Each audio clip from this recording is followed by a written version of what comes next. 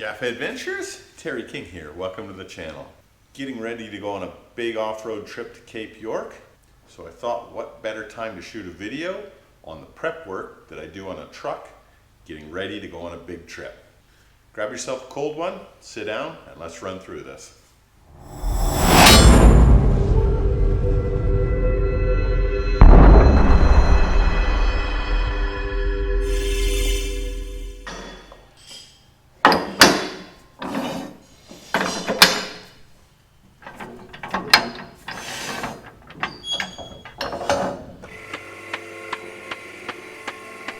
So it's probably worthwhile defining what a big trip is. And for me, it would be anywhere going seriously off-road, so seriously remote, or anything that's really big kilometers. And in this particular instance, it'll be a little bit of both. I suspect probably between 5,000 and 6,000 kilometers, and definitely going to be some remote areas up in the Cape where not too many people get out to.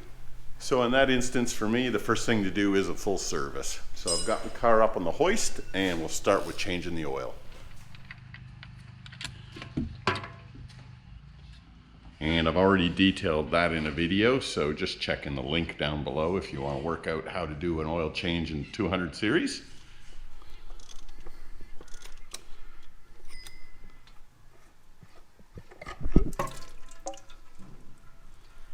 When I'm under the car, I'm doing a full inspection of all my hoses and all my seals and just looking for any leaks or any wear points.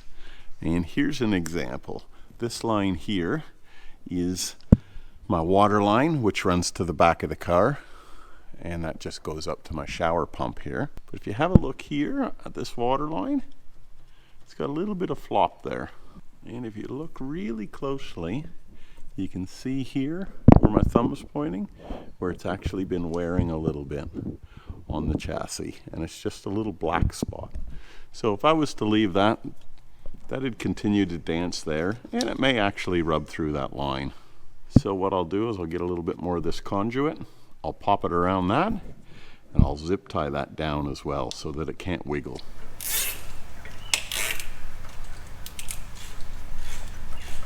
And that'll be enough to stop that from moving. Now, because I've had some movement there, I'm actually going to follow that line all the way back, because these things leave clues. So if it's rubbing there, there's a good chance it might be rubbing somewhere else. Next thing I'll do is I'll check the CV boots for any cracks. And I simply do that by rotating the tire. It's pretty easy to see when it's up on the hoist because you've got such an extreme angle.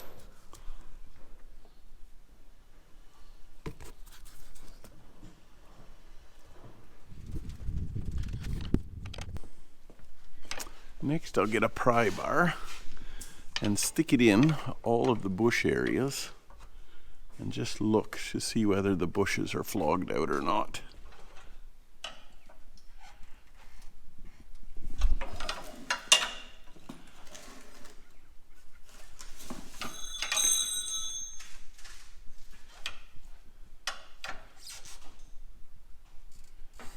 Lower control arm bushes look okay.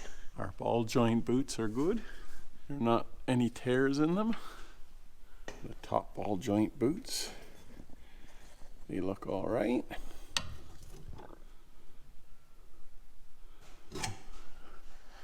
These are our rear control arm bushes. They look pretty good. Sway bar bushes. That one's all right. That one's okay. These top bushes aren't the greatest, but they'll last. Those bushes look all okay. The next thing I do is grease, and it's pretty important, especially if you're going to be doing a lot of water crossings. So on the 200 series, there's not a whole lot of grease points. This is on the rear tail shaft. There's one here just before the diff pinion. There's your slip joint. And then there's another one just before the transfer case pinion. And that one there, you actually need to pull this cover off to get to it. And it's got 4 bolts holding it on. All the rest of them you can access without having to pull covers. On the front tail shaft, again, you've got one on the output shaft of the transfer case. You got one on the slip yoke. And then you've got one on the output shaft of the front diff. And that's it. There aren't any more grease points on the 200 series. Some cars have greasable ball joints. I don't on this car, although these are aftermarket tubular control arms. The next thing I check is the condition of my exhaust and the exhaust hangers. Making sure they're nice and tight. There's no cracks in them.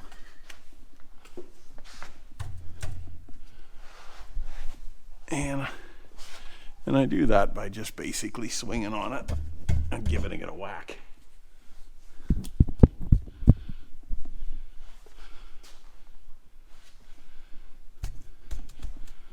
That's good, nice and tight. And no exhaust leaks. If you do have an exhaust leak, you can tell by a telltale sort of soot mark on them.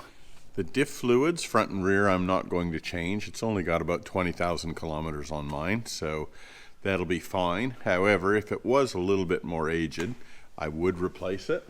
The same thing holds true for the transmission fluid and the transfer case fluid. Again, changed reasonably recently, so I'm not going to change those. I go through and throw a spanner on all the chassis bolts that I can find, just to make sure that they're all in place. And they are. That's finished. I've done that and it looks good. I'll now drop the car back down off the hoist and I'll pull the tires off and I'll look at the brakes. Now while I've got the tires off, I'm going to check the brakes.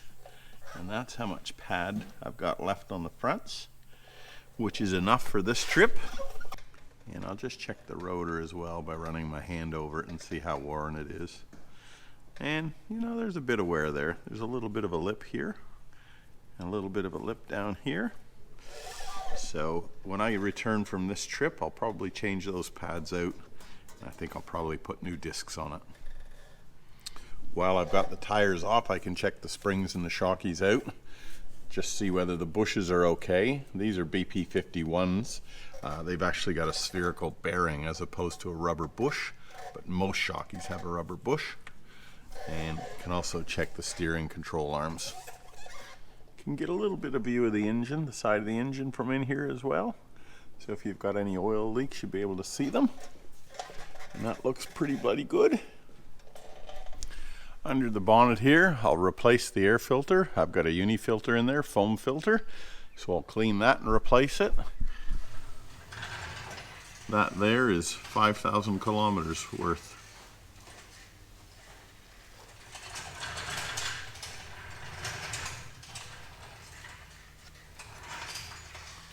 It's a bloody efficient filtering system, these Fina filters. I'll check the brake fluid, won't change it out. Check the power steering fluid, check the coolant. Top up the washer fluid. I'll change the fuel filter. I've got an entire video on how to do that for anybody interested. And then just go under the bonnet here and just check all of the wiring connectors, make sure that they're okay. Check that things aren't rubbing, just like I did on the underside. I've got an AGM battery, so I'll just make sure that that's all topped up just by checking the little green little screen. On this side I've got a lithium, so nothing to do there, that's all fine. And in the back corner there I've got a catch can, which I will drain as well. I gotta drain the catch can. That's located behind this panel. And that's my catch can line. So I just simply got a bolt in the end of there with an O-ring. Take the bolt out and it drains the catch can. That's kind of typical. I usually get between sort of 25 and 50 mil out of it every oil change, which is every 5,000 kilometers. Of course I'll check all my tire pressures, which isn't a big deal anyway because I've got a TPMS system, so I monitor them regularly anyway. But I don't have a sensor on the spare, so I make sure that that spare is up to pressure as well. What an awesome tire cover. I also like to do a full detail of the car, and there's two reasons for that mainly. One's, I guess, a little bit selfish. I like a clean ride, and it feels good when I'm driving behind the wheel of a clean ride, so that's one. And secondly, when I'm doing a full detail like this, both inside and out, I'm getting real close up and personal with the car, and sometimes I can find some things that I might have overlooked during a service or during my other parts of the trip prep. And here's an example of what I'm talking about. This is the front driver's side, the inner wheel well. And if you have a look, it's obviously got these little clips that hold the plastic wheel well in. And I'm missing one right here. Not a big deal, but I do have some in the shed, so why not replace that here and now while I'm here, rather than potentially this letting go when I'm out on the trail. And that's what I mean by finding stuff that I potentially may have overlooked when I'm doing my general service. Now I've got a few battery operated things that sit inside of the car, and one thing that I do before a big trip is I replace all the batteries in it, especially if they haven't been used in a long time. For example, here I've got my winch controller. It's got a plug which wires up to the winch, but it's also wireless. And that right there is a classic reason why I change these batteries out before I go out. If you're out on the trail, how many people would have one of these A23s? Here we go. Put them back together. Done deal. The next thing I do is if I've got any batteries at all that are chargeable, rechargeable, I make sure that they're fully charged. So we got two head torches that we use at nighttime, obviously, for cooking or sitting around the fire or whatever. And I've got one hand torch. And all of these have rechargeable batteries. So I'll recharge them fully before we head out on the trip. My toolkit stays on board in the truck permanently. So before any trip, especially a big trip, I'll just go through it and make sure that everything's in there. Because every once in a while I will rape and pillage a tool out of here if I can't find it in the shed. General consumables like insect repellent, for example, that lives on board in the truck permanently. I check that and make sure that's full. That particular one is almost empty, so we'll take that one out and replace it with a new one. Carry spare matches, so just make sure that the box is nice and full, which it is, and the strikers are in good nick. Next thing I do is I make sure all the cooking utensils that we've got, particularly the stove, it's got butane and it's full. I've used this stove last and I've got bacon crap sprayed all over it, so I better just clean that up now before Jill sees it. Otherwise I'm going to get my backside chewed out. So let me clean the stove up before we do butane. And let's just keep this little indiscretion between you and I.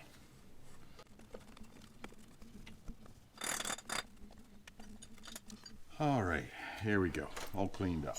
So what do I carry for butane? I'm not going to get into a debate about this stove's better than that stove or propane's better than butane or any of that crappy argument. Suffice to say that this is what I use. So I carry this, which contains 8 cans of butane, and that stays in the truck permanently. So I just make sure that I've got 8 full cans of butane there. And I also make sure that the 2 butane cylinders that are in the stove itself are full or close to it. That one's pretty good. And that one's pretty good. And I find that those 8 butane cylinders, along with the 2 in the stove, are enough for a 4-week trip. Now, if I'm going to go somewhere where it's off track and I could get a lot of bush pinstripes, I'll put my Rhino Hide on, and I've got a whole video on how to do that. So just jump into the library to check that out. And areas that the Rhino Hide doesn't cover off, I'll put this clear film on it. And I really don't care what it looks like, you know, whether it's got bubbles or anything in it, because it's just on there temporarily and it's going to be coming off as soon as I get back from the trip.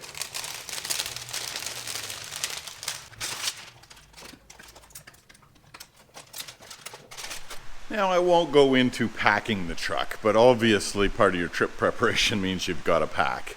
And we are loaded to the hilt. I would not want to run this truck over a set of scales at the moment because I'd be pretty horrified in what I saw. But anyway, that's how we're looking. I got the airbags pumped up to 30 psi, so she's sitting nice and level. Part of my trip preparation involves satellite mapping. So I have a wonderful little program here that allows me to look at satellite imagery offline. You know, your Google satellite images are fantastic, but you can't get those if you're out of range, if you're out of a cell phone range. And up here in the Cape, obviously, we're not going to be able to get that at all. So I've got this little program here that downloads and caches the satellite imagery and stores it on a USB drive. And that's what I'm doing at the moment. You can see that's the image that I've got, and you can see that little square that's running around the perimeter. Those are each of the individual satellite images that are getting downloaded. This is at 16 zoom level, and it'll go down to 17. So this is going to take 3 hours to download that, and when it's finished, it'll probably be a couple of gigabytes worth of data. But that'll allow me to have offline satellite imagery, and it'll show my location on that satellite map. So that is awesome when you come up to an unmarked track and you don't know what's down there. You can just jump on the satellite and have a look-see. If you're interested in that program at all, just reach out in the comments section and let me know whether you'd like to see a little bit of a review on that one. I've got my fridge all loaded up. That is a wireless transmitter to 2 probes in the fridge. So the freezer section sitting at -4 at the moment and the fridge at 4 degrees. Again, I've replaced the battery in these wireless transmitters so that that'll last for my 4 weeks, no problem. And this is the reason that I did all that prep work. 1 full month up in Cape York, exploring all those remote areas that not a lot of people get to. Video series on that coming up soon. Dune raping.